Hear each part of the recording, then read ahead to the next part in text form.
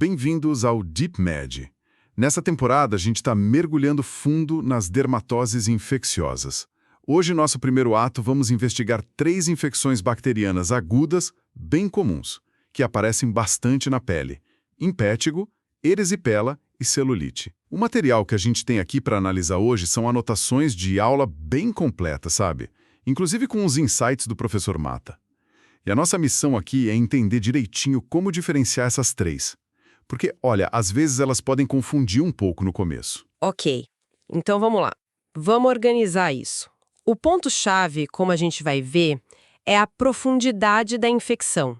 Onde que a bactéria resolveu se instalar, né? Exato. Foi só ali na camada mais superficial, na epiderme, ou desceu um pouco para a derme superficial, ou foi ainda mais fundo, pegando a derme profunda e até a gordura embaixo da pele. E essa diferença de nível, ela muda tudo. Muda a aparência da lesão, os sintomas que a pessoa sente e até o jeito de tratar. Total. Então vamos começar pela mais superficial de todas, o impetigo. O impetigo, então, ele fica ali na epiderme, bem na superfície mesmo. É muito, muito comum, principalmente em crianças, né? Ali entre 2 e 5 anos. Sim, é uma queixa super frequente em dermatologia pediátrica, talvez uns 10% dos casos. Imagino. E fatores como clima quente, úmido, talvez uma higiene não tão rigorosa e lugares com muita gente junta, tipo creche, escola. Tudo isso facilita, né? São fatores de risco clássicos. E para fácil, né? Contato direto com a lesão ou com algum objeto que a criança usou. Extremamente contagioso, passa muito rápido. E os culpados principais, quem são? Geralmente o Staphylococcus aureus e o Streptococcus pyogenes. Mas tem um detalhe importante. Qual? Eles precisam de uma porta de entrada. A nossa pele é uma barreira incrível. Então, para a bactéria entrar e se multiplicar, precisa ter uma falha ali. Um arranhãozinho, uma picada de inseto, sabe? Qualquer coisinha que quebre essa barreira. Faz todo sentido.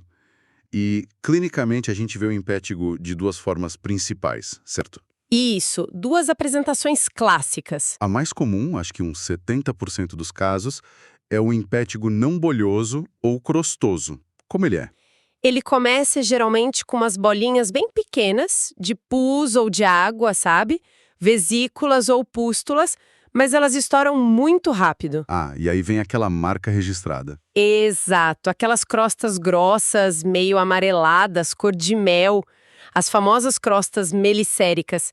Elas ficam em cima de uma pele que está avermelhada. E onde costumam aparecer mais? É muito comum no rosto, ali perto do nariz, da boca e nas extremidades também, mãos, pés. Geralmente não dói, mas pode dar uma coceira. Tá. E a outra forma, o impetigo bolhoso? Esse é um pouco diferente. Quem causa é o Staphylococcus aureus, mas um tipo específico que produz uma toxina. Uma toxina, o que ela faz? Essa toxina funciona como se fosse uma tesoura microscópica. Ela causa uma clivagem, uma separação dentro da própria epiderme. Ah, por isso as bolhas. Isso. Formam-se bolhas maiores, mais moles, assim, flácidas. O líquido dentro pode ser claro ou meio turvo. Elas também estouram fácil e deixam a pele de baixo avermelhada e úmida.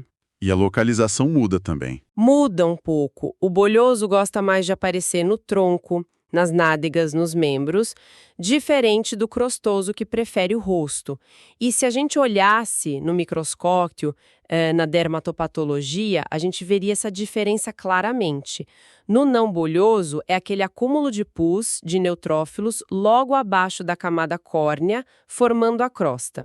Entendi. Já no bolhoso, a gente vê a ação da toxina causando essa separação dentro da epiderme, um pouco mais abaixo, na camada granulosa. É por isso que a bolha se forma ali. Interessante. E o Streptococcus não faz isso? Geralmente não, Streptococcus pyogenes não costuma formar bolhas. O diagnóstico, na maioria esmagadora das vezes, é clínico. Olhou, viu a crosta mericérica ou a bolha flácida, já pensa em impetigo. E precisa de exame para confirmar, cultura, alguma coisa assim. Pode ser feito cultura, esfregaço de grão para ver a bactéria, mas muitas vezes nem precisa, sabe? O tratamento inicial já costuma cobrir os 2 principais agentes, então a gente geralmente começa a tratar baseado só na clínica mesmo. E como é o tratamento? Se for algo localizado, poucas lesões. Aí é mais tranquilo, antibiótico tópico, em creme ou pomada. Mupirocina, ácido fusídico. Aplica direto na lesão, umas 2, 3 vezes por dia, por uma semana, 10 dias. E resolve bem. Resolve muito bem, porque a infecção tá ali, bem superficial. O remédio chega fácil. Faz sentido. E se tiver muita lesão, mais espalhado, Aí a conversa muda. Ou se tiver algum sinal de que a infecção pode estar querendo ir mais fundo, né? Nesses casos, a gente precisa de antibiótico via oral. tipo cefalexina. Cefalexina é uma ótima opção, ou penicilinas resistentes à penicilinase também. E claro, não pode esquecer da higiene, né? Lavar bem as lesões, lavar as mãos sempre. Isso é fundamental para curar e para não espalhar. Perfeito. Então fechamos o impetigo, ali na epiderme. Agora vamos descer um nível. Chegamos na erisipela. Podemos pensar nela como, sei lá, uma celulite mais superficial. É uma ótima forma de pensar. A erisipela é isso mesmo, uma infecção que pega a derme superior, aquela camada logo abaixo da epiderme, e também os vasos linfáticos superficiais que passam por ali. E ela é mais comum em quem? Diferente do impetigo, que é bem pediátrico, a erisipela costuma aparecer mais em adultos e idosos. E o agente principal aqui é o Streptococcus pyogenes. E imagino que ele também precise daquela porta de entrada, né? Sempre. A pele íntegra é uma barreira muito boa. A porta de entrada pode ser uma fissura entre os dedos do pé, muitas vezes por causa de micose, a famosa frieira. Ah, a frieira pode ser porta de entrada para a erisipela. Com certeza, é uma das causas mais comuns. Mas pode ser também uma úlcera na perna, picada de inseto, qualquer arranhão, qualquer trauma que quebre a pele. E tem gente que tem mais risco. Sim, existem fatores de risco importantes. Linfedema, aquele inchaço crônico. Pensa no braço de quem fez cirurgia de câncer de mama e tirou os gânglios. Ou nas pernas por outras causas. Entendi. O inchaço deixa a pele mais vulnerável. Exato. Insuficiência venosa crônica também, obesidade, diabetes mal controlado. Tudo isso compromete a barreira da pele e a defesa local. Até alcoolismo pode ser um fator por causa da má nutrição e pele mais seca. E a clínica? Como ela se apresenta? Aqui fica bem interessante para diferenciar, né? Fica muito. A erisipela é bem característica. É uma placa vermelha, bem eritematosa, muito inchada, edemaciada, quente ao toque e que dói bastante. Ok. Até aí parece um pouco com outras infecções. Sim, mas o pulo do gato, o que realmente grita a erisipela, são as bordas da lesão. As bordas. Como assim? Elas são elevadas, formam tipo um degrau mesmo em relação à pele normal e são muito bem demarcadas, muito nítidas.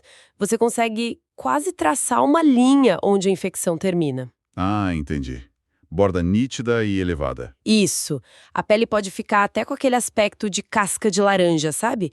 Pelo edema intenso ali na superfície. E sintomas gerais, tipo febre. Frequentemente tem sim. Febre alta, calafrios, mal-estar. E às vezes isso começa antes da mancha vermelha aparecer na pele. A pessoa se sente mal primeiro. E os locais mais comuns? Pernas, disparado. Mas pode dar na face também. E olha, um alerta importante. Erisipela na face precisa de atenção redobrada. Por quê? Porque existe um risco pequeno, mas grave, da infecção subir pelas veias do rosto e causar uma trombose, lá dentro do crânio, no seio cavernoso. É uma emergência. Nossa, e a histologia, o exame da pele, confirma essa superficialidade? Confirma. Mostra muito edema na derme papilar, a parte mais de cima da derme, e os vasos linfáticos bem dilatados. É uma inflamação mais superficial que a da celulite, sem dúvida. É como as fontes do professor Mata destacam, essa distinção é vital. Bordas nítidas? Erisipela, superficial, bordas nítidas, elevadas. Celulite, profunda, bordas difusas. O diagnóstico é clínico, na essência. E exames de sangue ajudam. Podem ajudar a mostrar que tem uma infecção bacteriana rolando. Leucócitos aumentados, às vezes com desvio à esquerda, que indica infecção aguda. Marcadores inflamatórios, como o VHS e PCR, sobem. Mas acha a bactéria no sangue? Raramente. A hemocultura é positiva em menos de 5% dos casos. A infecção tende a ficar mais localizada na pele e linfáticos. Entendi. Então, se a infecção é mais profunda que o impetigo, o tratamento tópico já não dá conta, né? Não mesmo. Aqui precisa de antibiótico sistêmico, que circule pelo corpo. A penicilina ainda é a droga de escolha principal. Na veia ou via oral? Depende da gravidade. Casos mais intensos, com muita febre, mal-estar, geralmente começa na veia no hospital. Casos mais leves, pode ser via oral desde o começo. O tratamento dura aí uns 10 a 14 dias. E para quem é alérgico à penicilina? Tem alternativas, como clindamicina ou eritromicina. E outra coisa importante, repouso. Com o membro afetado elevado, ajuda muito a diminuir o inchaço e a dor. Certo. Bom, descemos da epiderme para a derme superficial com a erisipela. Agora, vamos mais fundo ainda. Chegamos na celulite. A celulite, então, é a que vai lá para baixo mesmo, né? Derme profunda e tecido subcutâneo, a gordura. Exatamente. É uma infecção mais profunda. Também é comum e, assim como a erisipela, afeta mais adultos de meia idade e idosos. E os agentes causadores? São os mesmos? São parecidos, sim. O Streptococcus pyogenes continua sendo importante, mas é que o Staphylococcus aureus entra forte na jogada também. É muito frequente. E a porta de entrada, a mesma lógica? Mesma lógica. Precisa de uma quebra na barreira da pele. Um corte, uma ferida, uma úlcera, picada, trauma. E os fatores de risco também se repetem. Sim, muito semelhantes. Edema crônico, como linfedema ou insuficiência venosa, obesidade, diabetes, imunossupressão. As pernas são o local disparado mais comum, tipo 70% a 80% dos casos são lá. E a clínica? Parece com a erisipela em alguns pontos, né? Área vermelha, inchada, quente, dolorida. Sim, esses sinais de inflamação estão presentes. Eritema, edema, calor, dor. Mas aí vem a diferença fundamental, o ponto que a gente tem que ter o olho treinado para pegar. As bordas. De novo elas. De novo elas. Na celulite, as bordas são o oposto da erisipela. Elas são mal definidas, difusas e irregulares. A transição entre a pele afetada e a pele normal é gradual. Você não consegue dizer aqui começa, aqui termina. Ah, então não tem aquele degrau nítido. Nada disso. A pele pode parecer mais tensa, esticada, brilhante, por causa do edema ser mais profundo. Às vezes dá para ver umas riscas vermelhas subindo pela perna, que é a linfangite, e os gânglios da região, tipo na virilha, podem ficar inchados e doloridos. E febre, mal-estar. Também são comuns, como na erisipela, relembrando o profimata, celulite aprofunda, bordas difusas, erisipela superficial, bordas nítidas. Mas olha, na prática, às vezes diferenciar pode ser um desafio, né? Nem sempre é tão óbvio assim. Nem sempre é tão um livro-texto, mas buscar essa característica da borda é o principal guia clínico que a gente tem para diferenciar as duas. E a histologia, de novo, confirma essa profundidade. O que ela mostra na celulite? Mostra um infiltrado inflamatório cheio de neutrófilos lá embaixo, na derme profunda e no tecido adiposo subcutâneo. É um processo inflamatório bem mais extenso e profundo. E tem alguma complicação grave para ficar de olho na celulite? Tem sim, e é muito importante. É a fascite necrotizante. A gente tem que pensar nela especialmente em pacientes com fatores de risco como obesidade, diabetes, ou se a dor do paciente parece desproporcional ao que a gente está vendo na pele, ou se a febre está muito alta e não baixa com o antibiótico inicial. Fascite necrotizante. O que acontece nela? A infecção desce ainda mais fundo e se espalha rapidamente pela fáscia, que é uma membrana que envolve os músculos. Ela literalmente necrosa, destrói o tecido muito rápido. É uma emergência cirúrgica gravíssima que pode levar à morte. O que a gente vê na pele, às vezes, é só a ponta do iceberg. Caramba, que perigoso. Então, voltando para a celulite comum, como a gente fecha o diagnóstico e como diferencia de um abscesso, por exemplo, uma coleção de pus? O diagnóstico da celulite também é fundamentalmente clínico e é super importante procurar ativamente pela porta de entrada. Examinar bem os pés do paciente, procurar por micose, feridinhas. Os exames de sangue ajudam a confirmar a infecção com os marcadores inflamatórios altos. E o abscesso? Boa pergunta. Às vezes, a celulite pode ter uma coleção de pus no meio, um abscesso associado, ou pode ser difícil diferenciar só olhando. Nesses casos, o ultrassom ajuda muito. Ele mostra se tem líquido, se tem pus acumulado ali. E isso é importante porque um abscesso precisa ser drenado cirurgicamente, não adianta só dar antibiótico. Entendi. O ultrassom ajuda a ver se precisa drenar e o tratamento com antibiótico para celulite é parecido com o da erisipela? Que bactérias a gente tem que cobrir? A base é antibiótico sistêmico também, claro. Mas a escolha pode variar um pouquinho. Se for uma celulite sem pus aparente, não purulenta, o Streptococcus ainda é um forte candidato. Então, antibióticos como cefalexina ou amoxicilina com clavulanato por via oral podem funcionar bem para casos mais leves a moderados. E se tiver pus? Ou risco de bactéria resistente? Aí o cenário muda. Se tem pus visível saindo da lesão, ou se o paciente tem fatores de risco para ter o tal do MRSA. O Staphylococcus resistente. Isso, Staphylococcus aureus, resistente à meticilina. Por exemplo, se a pessoa esteve internada recentemente ou já teve celulite antes. Aí a gente precisa usar antibióticos que peguem esse Staph resistente. Boas opções são a combinação sulfametoxazol, trimetoprim ou a clindamicina. E por quanto tempo? Geralmente, o tratamento da celulite não complicada é um pouco mais curto que o da erisipela, talvez 5 a 10 dias. E, de novo, não podemos esquecer de tratar a causa base, a micose, a insuficiência venosa e manter o membro elevado. Isso é crucial para curar e para evitar que a celulite volte. E casos mais graves? Em casos mais graves ou em pacientes com muitas comorbidades, tipo diabetes descompensado, insuficiência cardíaca, começar com antibiótico na veia por 1 ou 3 dias antes de passar para a via oral é mais seguro. Então, para a gente fechar essa ideia central da profundidade que guiou nossa análise, temos o impetigo bem superficial, na epiderme, marcado pelas crostas melicéricas ou pelas bolhas flácidas. Certo. Descendo um pouco a erisipela, pegando a derme superficial e os linfáticos, formando aquela placa vermelha bem nítida com bordas elevadas e que frequentemente dá febre e mal-estar. E, por fim, a celulite, indo mais fundo, na derme profunda e na gordura subcutânea. Também com área vermelha, quente, dolorosa, mas com a marca registrada das bordas difusas, mal definidas e também podendo dar sintomas sistêmicos. Fica muito claro mesmo como o nível da infecção dita a aparência, né?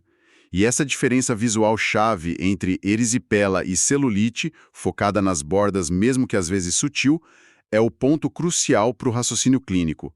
Borda nítida elevada, pense em erisipela. Exato. Borda difusa, gradual, pense em celulite. Perfeito. Bom, cobrimos hoje então essas 3 infecções bacterianas importantes da pele: impétigo, erisipela e celulite. O foco foi entender como a profundidade da invasão bacteriana define as características de cada uma. E fica uma reflexão interessante, né? Talvez um exercício mental. Como você explicaria para um colega, de um jeito simples e direto, essa diferença visual das bordas entre erisipela e celulite? E por que será que essa distinção, mesmo que às vezes o tratamento inicial possa até ser parecido, ainda é clinicamente relevante? Boa reflexão. Pensar sobre isso ajuda a fixar o conceito. A profundidade não dita só a aparência, mas também o risco de complicações e, às vezes, pequenas diferenças na abordagem terapêutica. Ótimo. Então, deixamos para trás por enquanto essas bactérias que invadem a pele. Na nossa próxima análise, o ato 2 desta temporada sobre dermatoses infecciosas, a gente vai mudar o foco. Vamos sair das bactérias e entrar no mundo dos vírus. Ah, interessante. Mas não qualquer vírus. Aqueles que têm a capacidade de ficar escondidos, quietinhos, latentes, nos nossos nervos e que, de repente, podem reativar e causar lesões na pele. Vamos investigar o herpes simples e o herpes zoster. 2 vírus muito importantes na dermatologia. Exatamente. E já fica aqui uma pergunta para a gente ir pensando até lá. Por que será que o herpes zoster, o famoso cobreiro, segue tão certinho o trajeto de um nervo, respeitando o limite do dermátomo como se fosse um mapa? É verdade, ele é bem delimitado. Enquanto o herpes simples, aquele que volta sempre no mesmo cantinho da boca, por exemplo, parece não ter essa regra tão estrita de território. Fica aí a provocação para nossa próxima análise aprofundada. Bem-vindos novamente ao DeepMed. No nosso encontro anterior, o ato 1 aqui da temporada sobre dermatoses infecciosas, a gente navegou pelas infecções bacterianas agudas, sabe? Aquelas que vêm de fora, tipo impetigo, erisipela. Uhum. Agora, no ato 2, a gente muda totalmente a chave. Saem as bactérias, entram os vírus. Outro mundo. Exato. E não são os vírus quaisquer de passagem. Vamos falar daqueles que têm uma estratégia assim bem engenhosa. Eles se instalam e ficam quietinhos, latentes, sabe? No nosso próprio corpo, mas prontos para reativar. Uhum. Hoje, a gente vai mergulhar em duas infecções virais que são, nossa, super comuns e que ilustram perfeitamente esse jogo de esconde-esconde viral. O herpes simples, causado pelos vírus HSV1 e HSV2, Certo. e o herpes zoster, que é a reativação do vírus da catapora, o VZV. Temos um material bem rico aqui, cobrindo desde como eles se espalham até como se manifestam, como tratar. A nossa missão aqui é meio que destrinchar a diferença crucial entre pegar esses vírus pela primeira vez e as reativações depois. Entendi. Como essa dinâmica toda de latência e retorno define o que os médicos veem e o que os pacientes sentem, né? É precisamente essa dinâmica o ponto central, sabe? O conceito-chave aqui é a latência neural. Latência neural. Isso. Os dois vírus, depois daquela primeira infecção, eles meio que recuam, se escondem nos nossos gânglios nervosos. Pensa neles como centros de controle dos nervos. Sei. Ficam lá, modo furtivo total, mas o lugar exato onde eles se escondem e a maneira como eles decidem, digamos, voltar à ativa, é isso que cria quadros clínicos totalmente distintos, como a documentação que a gente analisou detalha bem. Vamos começar pelo herpes simples, o HSV. Bora. Certo, o herpes simples. O material que a gente tem aqui aponta dois tipos principais, né? O HSV1, que classicamente está ligado às lesões na boca, no rosto, o famoso herpes labial. Isso. E o HSV2, mais associado à área genital. Mas também fica claro que essa divisão não é mais tão preto no branco, né? Hoje em dia o lugar não define mais o tipo com tanta certeza assim. Perfeita observação. Essa associação clássica, ela ainda serve como ponto de partida, claro, mas a realidade clínica hoje é mais fluida. Com a mudança de hábitos, sabe? Prática de sexo oral, por exemplo, a gente encontra HSV1 causando lesão genital e HSV2 causando lesão oral com bastante frequência. O que realmente caracteriza a infecção pelo herpes simples, segundo o material, é a aparência da lesão. Ah, tá. Aquelas típicas vesículas agrupadas sobre uma base eritematosa. São bolinhas pequenas, quase um cachinho de uva minúsculo, sabe? Numa área de pele avermelhada, inflamada. Entendi. E a primeira vez que a pessoa tem contato com o vírus, a tal da primo-infecção, ela pode ser bem mais punk, certo? Eu lembro de ler descrições de quadro com febre, dor no corpo, gânglio inchado, um mal-estar geral além das lesões. Pode sim. A prima-infecção tende a ser mais exuberante, às vezes até passa despercebida ou é confundida com outra coisa. Mas quando ela é sintomática, pode ser mais intensa. Mas depois que tudo isso sara, o que acontece? O sistema imune manda o vírus embora. É a pergunta de 1 milhão. E aí que tá a genialidade, a chatice desses vírus. Eles não são eliminados. O material base explica bem, o HSV usa as vias nervosas sensoriais da pele ou da mucosa como se fosse uma estradinha, sabe? Para viajar até o gânglio nervoso que serve àquela região. E lá ele se instala. Entra em estado de latência. Fica dormindo, então. Exato. Adormecido, sem causar sintoma nenhum. Mas ele não morre, fica lá, esperando. Esperando. O que exatamente? Um gatilho. Exatamente. Vários fatores podem funcionar como gatilho para reativação. As fontes não entram em detalhes de lista todos, mas classicamente, né? Estresse físico, emocional, pegar muito sol, febre. Daí o fever blister em inglês, né? Febre do herpes. E isso, alteração hormonal, qualquer coisa que dê uma balançada ali no equilíbrio do sistema imune local, pode acordar o vírus. E quando ele reativa, ele faz o caminho de volta. Isso é recorrência. Ah, então é por isso. Aquela pessoa que sempre tem herpes no mesmo cantinho da boca. Não é coincidência nenhuma. É o vírus refazendo o mesmo caminho. Nossa, faz todo sentido agora. Exato. Os documentos até mencionam uma coisa chamada pródromo. Aquela sensação meio esquisita antes mesmo da bolha aparecer. É tipo uma... Precisamente. Muita gente descreve isso. Sente uma coceirinha, um formigamento, uma ardência, às vezes uma dor leve na área, horas ou até um dia antes das vesículas mesmo surgirem. É um aviso. É o vírus começando a se replicar de novo e a viajar de volta pelo nervo. Funciona como um sinal de alerta, sim. E esse padrão latência, num gânglio específico, e reativação recorrente naquele mesmo território da pele, é a assinatura do herpes simples. Agora, vamos pegar isso e colocar lado a lado com o herpes zoster, porque a estratégia dele, embora também envolva latência neural, é bem diferente. Ok, vamos lá. Herpes zoster, que muita gente conhece como cobreiro, né? Isso. A informação aqui é bem direta. Não é um vírus novo que a pessoa pegou do nada. É a reativação de um velho conhecido, o vírus varicela zoster, o VZV. Exatamente. É o mesmo vírus que, na primeira vez que a gente pega, geralmente na infância, causa a catapora, a varicela. Correto. Depois que a pessoa teve catapora, o sistema imune controla a infecção aguda, as lesões da pele saram, mas o VZV, igualzinho ao HSV, não é eliminado do corpo. Também se esconde. Também busca refúgio nos gânglios nervosos. Só que o VZV prefere um endereço diferente. Ele se aloja principalmente nos gânglios da raiz dorsal. Onde ficam esses? São aqueles conjuntos de neurônios que ficam ao longo da medula espinhal, recebendo as informações sensoriais do corpo, sabe? E também em gânglios de nervos cranianos, que servem a cabeça e o pescoço.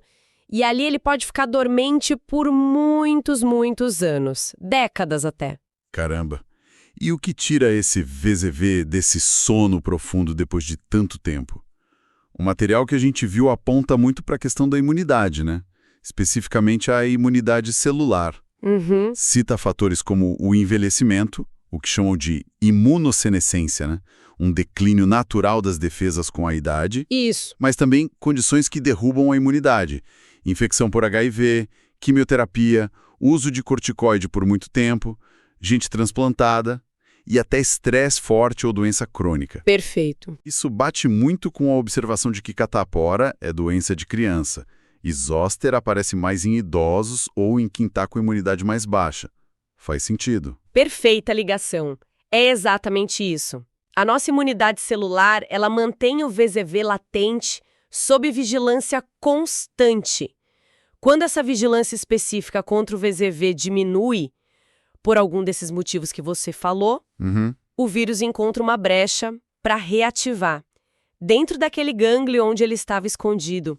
A partir daí, ele começa a se multiplicar e a viajar ao longo de todo o nervo sensorial que sai daquele gânglio específico. Todo nervo, não só pontinha. Todo o nervo, até o fim da linha, que é a faixa de pele nervada por aquele nervo. Essa faixa é o que a gente chama de dermátomo. E aqui está a grande diferença que as fontes martelam o ponto crucial para separar os dois. Enquanto o herpes simples volta sempre naquele pontinho específico, Isso. o zoster não. Ele desce pelo nervo todo e causa a erupção ao longo de todo o trajeto dele na pele. O resultado é o que a literatura descreve como essa erupção vesicular dolorosa, estritamente unilateral que respeita um dermátomo. Exato. Ou seja, uma faixa de lesão, normalmente de um lado só do corpo, seguindo um mapa daquele nervo. Como se o vírus pintasse o caminho do nervo na pele com as bolinhas. Exatamente. Essa distribuição em faixa unilateral, seguindo um dermátomo, essa é a marca registrada do herpes zoster. As lesões individuais, as vesículas na pele vermelha, podem até parecer muito com as do herpes simples. Mas a distribuição é completamente diferente. E outra característica marcante do zoster, muito enfatizada no material, é a dor. Sim. Frequentemente é uma dor intensa. Pode ser queimação, pontada, choque, e muitas vezes ela começa antes das lesões de pele aparecerem. É um pródromo doloroso, diferente daquele pródromo mais leve do herpes simples. Nossa. E os dermátomos mais comuns de serem afetados, segundo os dados, são os do tórax. Correspondem a mais da metade dos casos. Essa questão da dor parece ser bem central no zoster, muito mais do que a gente geralmente associa ao herpes simples recorrente, né? E o material que a gente analisou destaca uma complicação específica e bem temida relacionada a isso, não é? A tal da neuralgia pós-herpética. Sem dúvida. A neuralgia pós-herpética, ou NPH, é a complicação mais comum do zoster. Ela é definida como a persistência da dor naquela área do dermátomo que foi afetado por mais de 3 meses depois que a erupção na pele começou. Mesmo depois que as bolhas somem. Mesmo depois que as lesões já podem ter desaparecido completamente, essa dor pode ser excruciante, constante ou ir e vir, e extremamente difícil de tratar. Impacta profundamente a qualidade de vida, o sono, o humor, especialmente em pessoas mais idosas, que são justamente as que têm maior risco de desenvolver a NPH. O manejo dessa dor neuropática é um desafio bem significativo para a medicina. Entendi. E além dessa dor persistente, tem outra complicação grave que as fontes alertam, né? Especialmente quando o zoster pega o rosto, o tal do herpes zoster oftálmico. Sim, esse é um cenário de urgência médica total. Acontece quando o VZZ reativa no gânglio do nervo trigêmeo, que inerva grande parte da face e especificamente viaja pelo ramo oftálmico desse nervo. Oftálmico, olho. Exato. E o material descreve um sinal de alerta crucial. Se as vesículas do zoster aparecem na testa e, importantíssimo, também na ponta do nariz. Na ponta do nariz. Isso. Mesmo que o nome clássico, sinal de Hutchinson, não esteja explícito na fonte primária, a descrição está lá.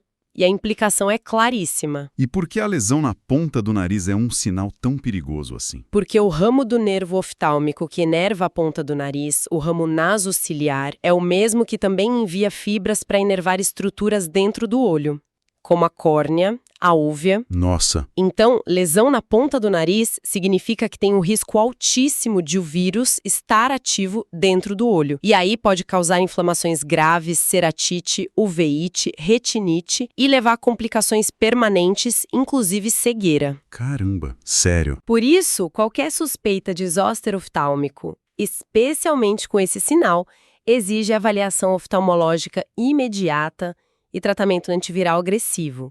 É fundamental diferenciar do herpes simples na face.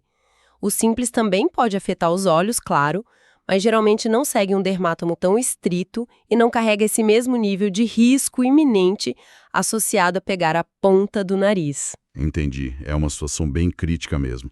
E sobre o diagnóstico em geral, tanto para o herpes simples quanto para o zoster, a impressão que fica da análise dos materiais é que o diagnóstico é, na maioria das vezes, clínico, né? Baseado no que se vê e na história do paciente. Correto. Na maioria dos casos, a combinação da história clínica é o primeiro episódio ou já teve antes, teve pródromo, tem fator de risco como idade, imunossupressão e o exame físico cuidadoso. Olhar bem a lesão. Isso, observar a morfologia das lesões, as vesículas agrupadas e principalmente a distribuição delas. Se é localizada e recorrente, pensa em HSV, se é dermatomal ou unilateral, pensa em zoster.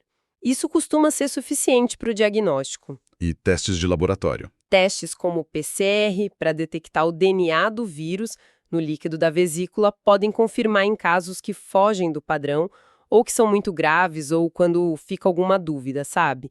Mas não são necessários na rotina. E é interessante que, apesar de clinicamente serem tão diferentes na reativação, o material aponta que, se a gente olhasse as células afetadas no microscópio, as alterações seriam muito parecidas para os dois vírus, HSV e VZV. Sim, a histopatologia, que é a análise do tecido da biópsia da lesão, mostra características comuns aos herpes vírus em geral. Descrevem alterações como as células da pele, os queratinócitos, que incham e se separam, degeneração balonizante, a fusão de células formando células gigantes com vários núcleos e inclusões dentro dos núcleos das células, as chamadas inclusões de Cauldre-A, que são marcas da replicação viral. Isso confirma que é uma infecção herpética, mas não consegue distinguir fácil se é HSV ou VZV. Ah, entendi. Portanto, a diferenciação primária repousa mesmo na clínica, na distribuição das lesões e na história, como o Prof. Mata enfatiza nas observações dele que constam no material, né? Embora os dois sejam vírus latentes, é crucial lembrar, zoster é reativação da catapora, seguindo um dermátomo unilateral. Herpes simples tem recorrências localizadas, não segue um dermátomo completo. Claríssimo. E quanto ao tratamento, os antivirais parecem ser a base para os dois, certo? Aciclovir, valaciclovir, famciclovir são mencionados. Sim, esses são os principais antivirais que a gente usa. O princípio fundamental destacado em todas as fontes é iniciar o tratamento o mais cedo possível. Quanto antes, melhor. Exato. Para o herpes zoster, o ideal é começar dentro das primeiras 72 horas depois que a erupção na pele começou. Isso ajuda a acelerar a cicatrização das lesões, diminuir a intensidade e a duração da dor aguda e, a gente espera, reduzir o risco ou a gravidade da neuralgia pós-herpética. Embora o tamanho desse último efeito ainda seja um pouco debatido. E para o herpes simples? Para o herpes simples recorrente, iniciar o antiviral durante o pródromo ou assim que as primeiras lesões aparecem, também pode encurtar o episódio e aliviar os sintomas. E as doses, são diferentes para os dois? Geralmente, sim. O regime de tratamento para o herpes zoster costuma envolver doses mais altas e, às vezes, uma duração um pouco maior do que o tratamento para um episódio típico de herpes simples genital ou labial. Entendi. E, além de tratar os episódios agudos, o material também cita a terapia supressiva diária com antivirais em dose baixa. É uma estratégia para pessoas que têm recorrências de herpes simples muito frequentes, sabe? Ou que causam muito incômodo. O objetivo é prevenir novos episódios. Faz sentido.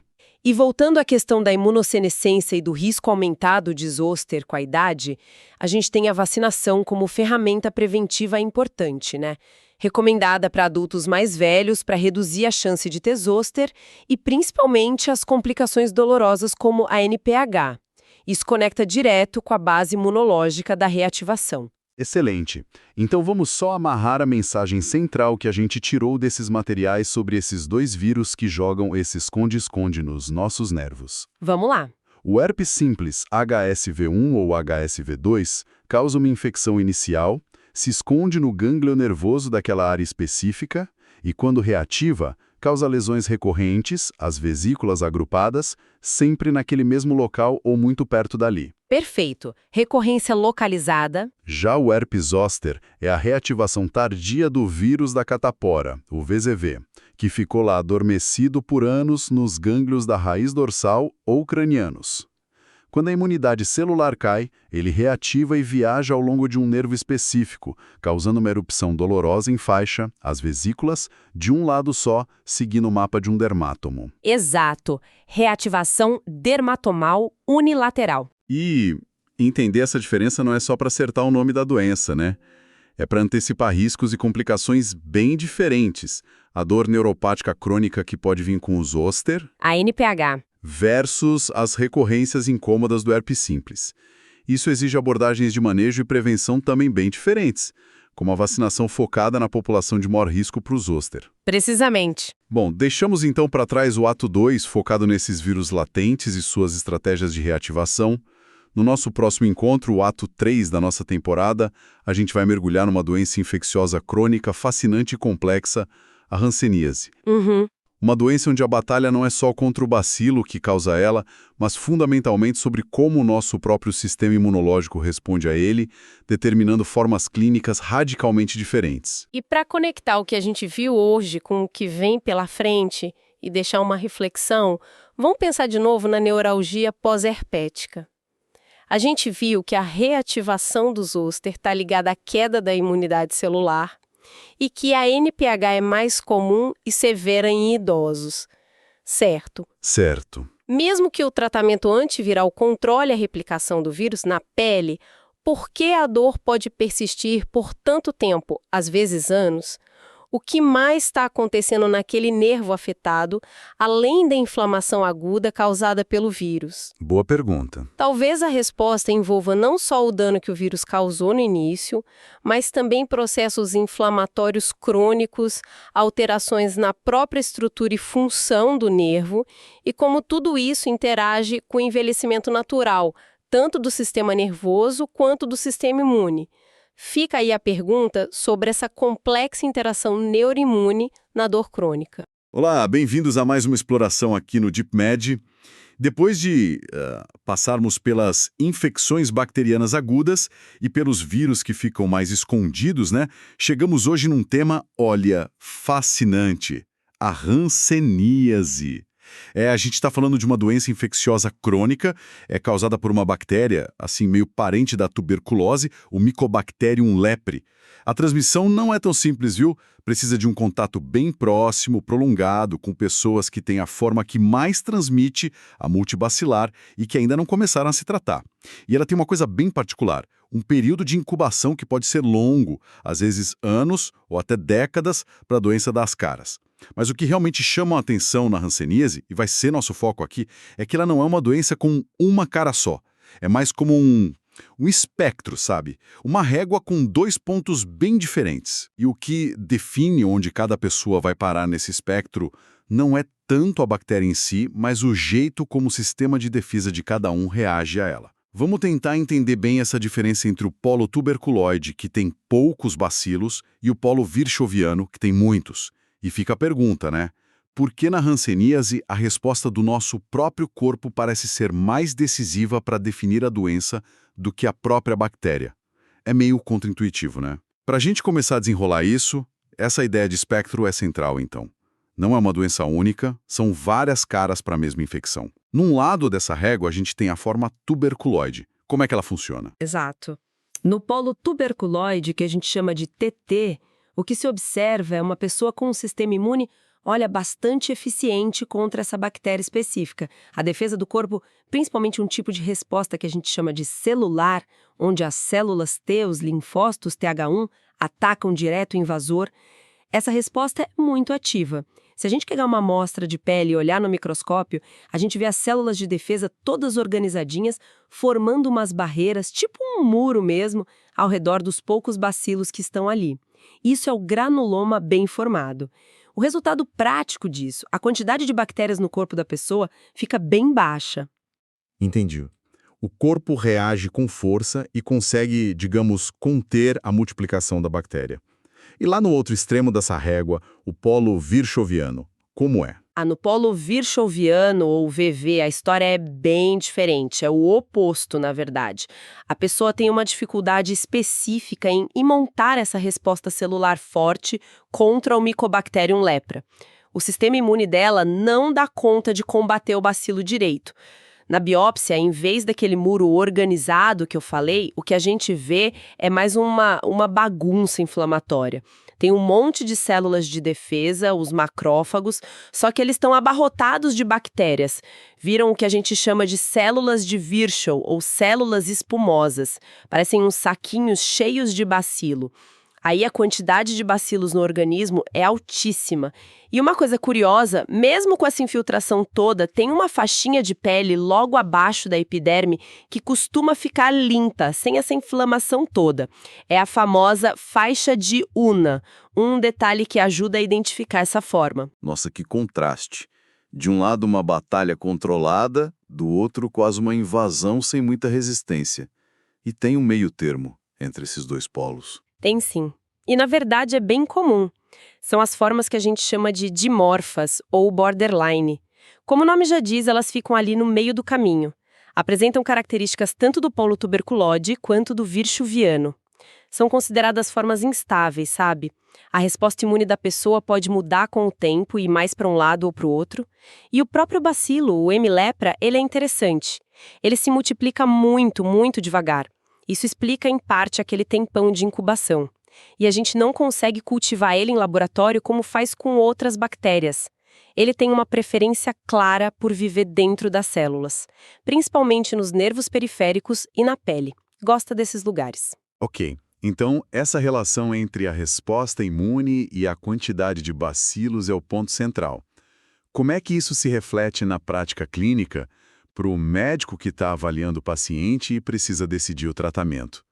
Como entram aí as classificações paucibacilar, PB, e multibacilar, MB? Essa classificação da OMS, paucibacilar, que significa poucos bacilos, e multibacilar, muitos bacilos, é um jeito prático de agrupar os pacientes para definir o tratamento certo. Ela se baseia principalmente no número de lesões de pele que a pessoa tem. E isso acaba sendo um reflexo da carga de bactérias e, indiretamente, do tipo de resposta imune que está rolando ali. Os casos paucibacilares, os PB, geralmente incluem a forma inicial, que a gente chama de indeterminada, a forma tuberculoide, TT, e algumas formas dimorfas, que estão mais perto do polo TT. Clinicamente, o critério mais usado é esse, ter até 5 lesões de pele. Essas lesões costumam ser bem delimitadas, às vezes mais claras que a pele normal ou avermelhadas. Mas o ponto fundamental mesmo, muito característico da hanseníase, é a alteração da sensibilidade nessas manchas. A pessoa perde a capacidade de sentir calor, dor ou toque naquela área. E essa perda de sensibilidade costuma aparecer cedo, viu? Especialmente na forma tuberculoide. Quando a gente faz o exame do raspado da pele, a baciloscopia, geralmente não acha bacilos, o resultado é negativo, acha muito poucos. Por isso, esses pacientes transmitem bem menos a doença. A forma indeterminada é como se fosse a porta de entrada. Muitas vezes é só uma manchinha com a sensibilidade alterada. Pode até sumir sozinha ou evoluir para outras formas. Entendi. E os multibacilares, os MB? Já os casos multibacilares MB correspondem mais à forma virchoniana, VV, e às formas dimorfas, que estão mais para esse lado virchoniano. O critério aqui é ter mais de 5 lesões de pele. Na forma virchoniana clássica, são muitas lesões, elas são mal definidas, meio espalhadas, tendem a ser simétricas. A pele fica infiltrada com aspecto mais brilhante, inchado. Podem aparecer caroços, que a gente chama de nódulos. Pode ter queda de pelos, principalmente da sobrancelha. Dermadarose, né? Isso, a madarose. E também o espessamento da pele do rosto, que dá aquela aparência de faces leonina, e das orelhas também. Nesses casos, a baciloscopia quase sempre dá positiva e mostra uma quantidade enorme de bacilos, às vezes agrupados, que são as glóbias. Esses pacientes MB são os principais transmissores da doença, porque eles eliminam muitos bacilos pelas vias aéreas, pela respiração, pela fala. As formas dimorfas MB também têm muitas lesões, mas geralmente são assimétricas, meio misturadas nas características. E tem o risco maior daquelas complicações que a gente já vai falar, as reações. E aquela questão dos nervos. Você mencionou que o bacilo gosta dos nervos. Existe alguma forma da doença que ataque só os nervos, sem aparecer nada na pele? Existe sim. É a chamada hanseníase neural pura. A pessoa tem os sintomas de que o nervo está sendo afetado. Ele pode ficar mais grosso, dolorido, pode ter perda de força ou de sensibilidade na área daquele nervo, mas não tem nenhuma mancha, nenhuma lesão visível na pele. Isso torna o diagnóstico bem mais complicado, né? Porque o sinal mais óbvio, que é a lesão na pele, não está lá. O professor Mata, num dos materiais que a gente analisou, ele realmente bate muito nessa tecla da natureza espectral da hanseníase, e essa classificação PBBM, que no fundo reflete o espectro imune, é o que vai definir o tratamento, correto? Exatamente. O tratamento padrão é a poliquimioterapia, a PQT. É uma combinação de antibióticos fornecida de graça pelo SUS aqui no Brasil. A diferença principal está na duração. Para os casos paucibacilares, os PB, o tratamento dura 6 meses. Para os multibacilares, os MB, o tratamento é mais longo, dura 12 meses. E é fundamental completar o esquema certinho, até o fim, para garantir a cura e evitar que a doença volte. Perfeito. Entendido o espectro, a classificação PB-MB e o tratamento. Mas na prática, como é que se fecha o diagnóstico? Principalmente se a baciloscopia pode ser negativa nos casos PB, como você disse, e o que são exatamente essas reações que foram mencionadas como um risco, especialmente nas formas dimorfas MB. Parece ser algo bem importante. O diagnóstico da hanseníase, ele é baseado na clínica e na história da pessoa, na epidemiologia. A confirmação vem quando a gente encontra pelo menos um dos chamados sinais cardinais. São 3. Primeiro, uma ou mais lesões de pele com alteração de sensibilidade bem definida. Pode ser perda da sensibilidade térmica, calor-frio, dolorosa ou tátil. Essa perda de sensibilidade na lesão é, assim, quase a assinatura da hanseníase. É muito característico. Segundo, o espessamento de um nervo periférico. O médico vai palpar os trajetos dos nervos principais, nos braços, pernas, rosto, e pode sentir um nervo mais grosso, como se fosse um cordão mais duro, às vezes dolorido quando aperta. E terceiro, a baciloscopia positiva, que é quando a gente acha o bacilo naquele exame do raspado da pele ou do lóbulo da orelha, usando a coloração de Ziehl-Neelsen. Certo. E se a baciloscopia der negativa? Como nos casos paucibacilares? A pessoa não tem hanseníase? Não, de jeito nenhum. A baciloscopia negativa não descarta a hanseníase, especialmente se os outros sinais clínicos, como a lesão com alteração de sensibilidade ou o nervo espessado, estiverem presentes. Isso é muito comum nos paucibacilares. Nesses casos, outros exames ajudam.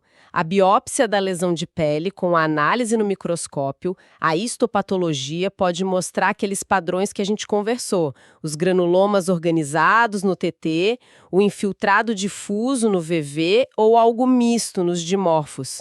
Tem também um teste rápido, o ml-Flow, que detecta anticorpos contra o bacilo. Ele funciona melhor nas formas MB, que tem mais anticorpos. E, claro, a avaliação neurológica detalhada é essencial. Testar a sensibilidade com monofilamentos, testar a força muscular em pontos-chave. Isso ajuda a ver se tem dano neural, mesmo que inicial. É crucial em todo caso suspeito. Entendido. Agora, sim, vamos falar dessas reações hansênicas. Você mencionou que são um problema sério, uma emergência. O que são exatamente? São muito sérias, sim. As reações ou estados reacionais são consideradas emergências médicas na hanseníase. É importante entender isso. Elas não são uma piora da infecção em si, tipo, a bactéria não está se multiplicando mais. Na verdade, são episódios de inflamação aguda causados por uma mudança brusca na resposta imunológica do próprio paciente. E por que são tão sérias? Porque são a principal causa de dano agudo aos nervos. Se não forem tratadas rápido e direito, podem levar a incapacidades permanentes, perda de sensibilidade, paralisias, deformidades nas mãos, pés, olhos. Elas podem acontecer antes de começar o tratamento, durante o tratamento com a PQT ou mesmo depois de ter terminado. E um ponto crucial, nunca se deve interromper a PQT por causa de uma reação. A reação tem que ser tratada junto com a PQT. Basicamente, existem 2 tipos principais de reação. A reação tipo 1, também chamada de reação reversa, perigela a um aumento súbito daquela imunidade celular, a do tipo T1. É mais comum nas formas dimorfas e tuberculoides. O que acontece? As lesões de pele que a pessoa já tinha ficam, de repente, muito inflamadas. Vermelhas, inchadas, quentes, às vezes doloridas. Podem até surgir novas lesões. Mas o maior perigo da reação tipo 1 é a neurite aguda.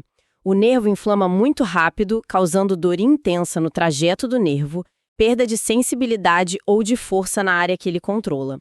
O tratamento tem que ser rápido, geralmente com corticoides, como a prednisona, para tentar frear essa inflamação e proteger o nervo o máximo possível. Nossa própria defesa do corpo atacando o nervo, basicamente. E a reação tipo 2, exato. Já a reação tipo 2 é mais conhecida como eritema nodoso hansênico, o ENH. Essa já está ligada a uma resposta imune diferente, que envolve mais anticorpos e a formação de complexos imunes. Ela é mais comum nas formas virchoviana e dimorfa virchoviana, aquelas com muitos bacilos.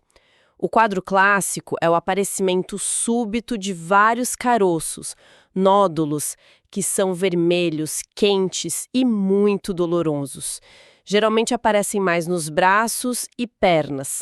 E esses nódulos vêm junto com sintomas gerais, tipo febre, mal-estar, dores nas juntas, e também pode ter neurite associada, inflamação nos testículos, orquite, ou nos olhos, irite, iridociclite. É um quadro mais sistêmico. O tratamento de escolha para o ENH é a talidomida.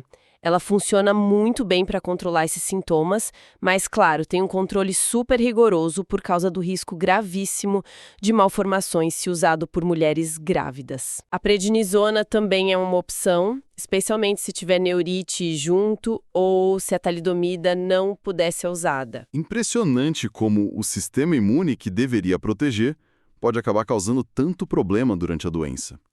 Isso conecta com algo que as fontes mencionaram, a hanseníase como um modelo para a gente entender a própria imunologia, né? Exatamente. A hanseníase é um exemplo clássico, talvez o melhor modelo humano para entender essa dualidade da resposta imune. De um lado, a resposta celular, a TH1, que é forte no polo tuberculoide, ela até controla a bactéria, mas também pode gerar inflamação localizada e está por trás da reação tipo 1. Do outro lado, uma resposta que pende mais para a produção de anticorpos, a TH2, que predomina no polo virchowiano. Essa resposta não controla bem a bactéria dentro das células, o que permite que ela se multiplique muito e está associada às reações tipo 2, o eritema nodoso.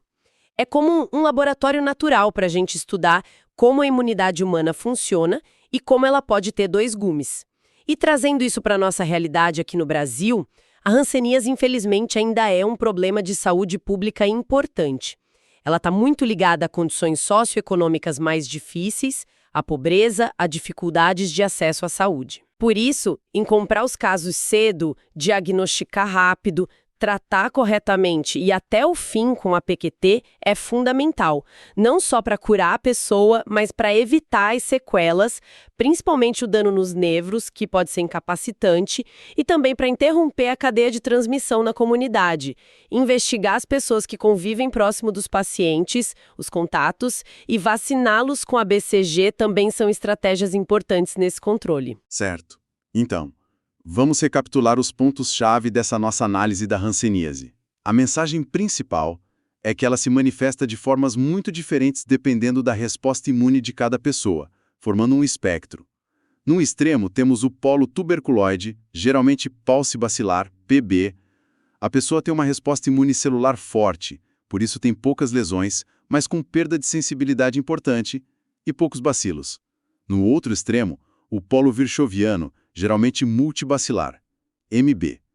A resposta celular é fraca, então tem muitas lesões, a pele fica infiltrada, tem muitos bacilos e é a forma que mais transmite a doença. E no meio disso tudo, tem as formas dimorfas, que são estáveis e misturam características dos dois polos. O diagnóstico se baseia em encontrar lesões de pele com perda de sensibilidade, esse é um sinal muito importante, ou nervos espessados, ou então achar os bacilos no exame de baciloscopia. E por fim, as reações hansênicas não são piora da infecção, mas sim surtos inflamatórios causados pelo sistema imune. São emergências. Podem lesar os nervos de forma grave e exigem tratamento urgente para evitar incapacidades permanentes. Bom, terminamos aqui essa análise da hanseníase. Na nossa próxima conversa, nosso epílogo desta série sobre dermatoses infecciosas, vamos abordar outra infecção crônica, cheia de fases e disfarces, conhecida como a grande imitadora, a sífilis. E acho que fica uma reflexão importante sobre a hanseníase, né? Mesmo que a PQT cure a infecção, eliminando a bactéria, o desafio continua. As sequelas nos nervos, a perda de sensibilidade, a fraqueza muscular, as deformidades, muitas vezes são permanentes e impactam demais a vida da pessoa. E ainda tem todo o estigma social que, infelizmente, persiste. Isso nos lembra que o cuidado em saúde precisa ir além de só tratar a infecção. Precisa olhar para a pessoa como um todo, pensar no impacto a longo prazo da doença e ajudar na reabilitação, na reintegração social, na qualidade de vida.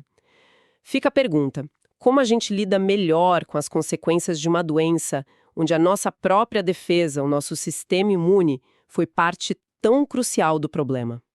Uma questão fundamental, mesmo para a gente pensar. Excelente ponto para encerrarmos. Agradecemos a quem nos acompanhou nesta análise da complexa e, sem dúvida, intrigante hanseníase. Até a próxima. Bem-vindos e bem-vindas ao nosso último encontro da temporada sobre dermatoses infecciosas.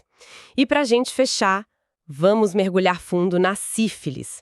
Uma infecção, causada por aquela bactéria espiroqueta, o Treponema pallidum, é uma IST que, olha, se não for tratada, ela vai evoluindo, passando por fases tão diferentes que acabou ganhando um apelido bem forte: o grande imitador. A gente passou por tanta coisa nessa série, né? Falamos de infecção bacteriana aguda, tipo impetigo, vírus que ficam escondidos como os do herpes, até a complexidade da hanseníase. E agora, a sífilis parece que junta tudo isso. Reforça aquela ideia que a gente viu bastante: a pele é mais que uma capa, né? Muitas vezes ela mostra o que está acontecendo lá dentro. Então, nosso papo hoje é meio que desvendar os estágios da sífilis: a primária, secundária, a latente e a terciária. Entender as manifestações na pele, que são chave, e a lógica dos exames de sangue, da sorologia, que é super importante aqui. A pergunta que não quer calar é: por que esse nome, o grande imitador? E como é que essas fases contam a história da infecção ao longo do tempo? Ok, vamos lá. Começando pelo começo mesmo, sífilis primária. Depois da infecção, tem um tempo de incubação, Umas 3 semanas em média. Aí aparece o tal do cancro duro, geralmente no lugar onde a bactéria entrou. A descrição clássica é de uma feridinha, uma úlcera, normalmente é uma só. A base dela é meio dura, o fundo é limpo, sem pus, e o detalhe mais importante: não dói. Mas cuidado, é super contagiosa nessa fase. Essa falta de dor é fascinante e ao mesmo tempo perigosa, né? Justamente por não doer, a pessoa pode nem notar ou achar que não é nada demais. É uma tática da bactéria, quase. Enquanto a pessoa nem desconfia, o treponema está lá se multiplicando quietinho e começando a se espalhar pelo corpo, pelo sangue, pela linfa. Essa descrição toda no início é um dos motivos do apelido de imitadora. Ela age nas sombras, né? Exatamente. E aí, como não dói e não chama atenção, a pessoa não procura tratamento muitas vezes. Pois é. E a infecção segue. Vai para a sífilis secundária.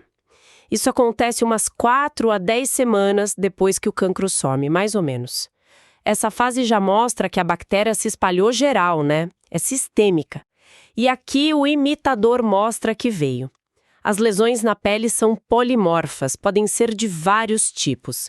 O material fala da roséola sifilítica, que são umas manchas rosadas, bem suaves, principalmente no tronco, e também das sifilides papulosas, que são lesões mais altinhas, tipo umas pápulas cor de cobre. E tem o clássico, o que muita gente já ouviu falar: lesões nas palmas das mãos e nas plantas dos pés. Essas lesões também são cheias de bactérias, muito contagiosas. É verdade, esse negócio de aparecer lesão na palma da mão e na planta do pé é uma pista clínica. Olha, muito boa, porque não são muitas as doenças que fazem isso. Mas o truque do imitador é essa variedade que você falou: manchas, pápulas, às vezes até umas lesões úmidas em áreas de dobra, sabe? O condiloma plano. Pode parecer verruga genital, mas não é. A sífilis secundária pode parecer, psoríase, pitiríase rósea, alergia a remédio, um monte de coisa. É um camaleão dermatológico mesmo. Mostra bem o tema da temporada: a pele refletindo um problema maior, sistêmico. E tem mais coisa, As fontes citam queda de cabelo meio regular, a tal alopécia em clareira, parece que o cabelo foi roído, sabe? Nossa! E umas placas brancas na boca ou nos genitais também podem aparecer. É um quadro bem variado e, por isso mesmo, confuso para diagnosticar só olhando. E quando a gente acha que entendeu, a doença pode simplesmente sumir. Quer dizer, os sintomas somem. Aí entra a sífilis latente. Como o nome já diz, é um período escondido, sem sintoma nenhum. A pessoa não sente nada, não vê nada, mas a bactéria continua lá. E para saber se a pessoa tem sífilis nessa fase, só com exame de sangue. Só sorologia. Exato. E ainda dividem essa fase, né? Em latente recente, se faz menos de 1 ano da infecção, e latente tardia, se faz mais de 1 ano ou se a gente não sabe quando começou. E um detalhe, mesmo sem lesão, na fase latente recente, a pessoa ainda pode transmitir. Esse ponto da fase latente é crítico. A falta de sintoma engana muito. Não quer dizer que curou, de jeito nenhum. A bactéria está lá, quietinha, mas está lá. E se não tratar, essa calma toda pode ser só o aquecimento para a fase terciária, que aí sim pode ser devastadora. Por isso que testar, fazer exame de sangue é tão importante, principalmente em quem tem mais risco, e claro, no pré-natal, né, para proteger o bebê. É meio contraintuitivo, né? A doença se esconde, então a gente tem que ir atrás dela com o exame. É uma questão de saúde pública mesmo. É verdade. E se essa sífilis latente ela não foi pega e tratada, aí anos, às vezes décadas depois, pode vir a sífilis terciária. Essa é a fase das complicações sérias, que destroem tecidos e órgãos. E muitas vezes o estrago é para sempre. As fontes falam de 3 formas principais. Tem a neurosífilis, que ataca o sistema nervoso, pode causar quadros bem pesados como a tabes dorsalis, que afeta a medula, a pessoa tem dificuldade para andar, perde sensibilidade, e também a demência paralítica, que causa uma deterioração mental grave. Tem a sífilis cardiovascular, que pega principalmente a artéria aorta, inflama ela, causa dilatações, os aneurismas, e mexe com a válvula aórtica. E tem as gomas sifilíticas. Gomas. As gomas são descritas como um tipo de inflamação crônica, formam uns nódulos que destroem o tecido em volta. Pode dar na pele, nos ossos, em órgãos internos. Na pele vira um nódulo ou placa que abre uma ferida no meio. Às vezes sai uma secreção meio pegajosa, por isso goma. Nos ossos dá inflamação, dor, que dizem que piora à noite. No fígado pode até deformar o órgão, o tal hepar lobatum. Pensando bem, a sífilis terciária é o final trágico da história não contada, né? Da infecção que não foi tratada. O dano no cérebro, no coração, pode deixar a pessoa incapacitada ou até levar à morte. As gomas são a marca física dessa luta do corpo contra a bactéria, uma luta que acaba destruindo o próprio corpo. Esse ataque em tantos sistemas diferentes começa com uma feridinha que nem dói e anos depois pode virar demência, problema no coração. Isso justifica totalmente e de um jeito meio sombrio o apelido de grande imitador. Pensa só, chega alguém hoje com um sintoma de problema na aorta ou demência. Será que sífilis é o primeiro palpite? Muitas vezes não. Ela ainda se esconde bem, mesmo nas fases mais graves. Complicado, né? E diante disso tudo, como é que a gente confirma o diagnóstico de algo que pode parecer tanta coisa diferente? Aí entram os exames de sangue, a sorologia, é a chave. Basicamente, são 2 tipos principais de testes. O primeiro grupo são os testes não treponêmicos. Os mais famosos são o VDRL e o RPR. O curioso é que eles não acham a bactéria direto. Eles detectam anticorpos, tipo a anticardiolipina que o nosso corpo produz quando a infecção causa dano nos tecidos. Por isso, eles são bons para triagem, para testar muita gente. E tem um uso essencial: monitorar se o tratamento funcionou. Os níveis, os títulos desses testes têm que cair depois do tratamento certo. Exatamente, é como se fosse um termômetro da atividade da doença. Os títulos vêm em diluições, né? 1 para 16, 1 para 32, 1 para 64, e geralmente quanto mais alto, mais ativa a infecção. E o ponto crucial é a queda depois de tratar. Cair 4 vezes o título, tipo 2 diluições, de 1 para 64 para 1 para 16 é o sinal clássico de que o remédio fez efeito. Mas, tem um porém importante aí. Esses testes VDRL, RPR, eles podem dar falso positivo em várias situações que não são sífilis. Ah, é? Sim, doenças autoimunes, tipo lúpus, é um exemplo clássico. Outras infecções, na gravidez, até depois de vacina, isso pode acontecer. Complica um pouco a interpretação, né? Nossa, mais um desafio. E para resolver isso, para ter certeza, entra o segundo grupo de testes, os testes treponêmicos. Exemplos são o FTABS, TPH, os testes rápidos que são muito usados hoje e os imunoensaios, tipo ELISA. A grande diferença é que esses testes detectam anticorpos contra a própria bactéria, contra o treponema pálido. São específicos, por isso eles servem para confirmar o diagnóstico. Se o VDRL deu positivo, faz um treponêmico para ter certeza. Agora, tem um detalhe que pega muita gente. Geralmente, uma vez que o teste treponêmico dá positivo, ele fica positivo para sempre, mesmo depois de tratar e curar. É a tal da cicatriz sorológica. Isso, cicatriz sorológica. Esse conceito é fundamental. Um teste treponímico positivo te diz: opa, essa pessoa já teve sífilis em algum momento da vida. Mas ele não diz se a infecção está ativa agora ou se é uma antiga que já foi curada. Por isso que a gente precisa dos dois tipos de teste juntos. Não dá para usar só um. Entendi. Precisa das duas informações. O treponêmico, teste rápido, FTABs, é a impressão digital da bactéria. Confirma que ela passou por ali. E o não treponêmico, VDRL-PR, é o medidor de atividade. Mostra se a infecção está rolando e se o tratamento está funcionando. Os testes rápidos treponêmicos, especificamente, mudaram o jogo na triagem, né? Permitem um diagnóstico rápido ali na hora, no pré-natal, no pronto-socorro, ajuda muito. Faz todo sentido. E o tratamento em si? O que as fontes dizem? O material que a gente viu, citando o Profimata, deixa claro. Mesmo com tanto avanço, a boa e velha penicilina benzatina ainda é a número 1. É o tratamento de escolha para sífilis primária, secundária e latente recente. Geralmente, uma injeção só, intramuscular de 2,4 milhões de unidades. Para sífilis latente tardia ou terciária, tirando a neurosífilis, aí são 3 doses, uma por semana. Já a neurosífilis é outra história. Precisa internar, tomar penicilina G cristalina na veia por uns 10 a 14 dias. É impressionante, né? Um antibiótico descoberto há tanto tempo e ainda ser tão eficaz contra o treponema. E na gravidez, a penicilina não é só a melhor. É praticamente a única que a gente sabe que funciona para impedir a transmissão para o bebê, para evitar a sífilis congênita. E aí a gente conecta direto com saúde pública, com obstetrícia, áreas onde a sífilis, infelizmente, ainda é um problemão. É incrível como essa droga antiga continua sendo tão vital, especialmente para proteger os bebês. Sim, a sífilis congênita é uma questão muito séria. É uma tragédia que poderia ser evitada.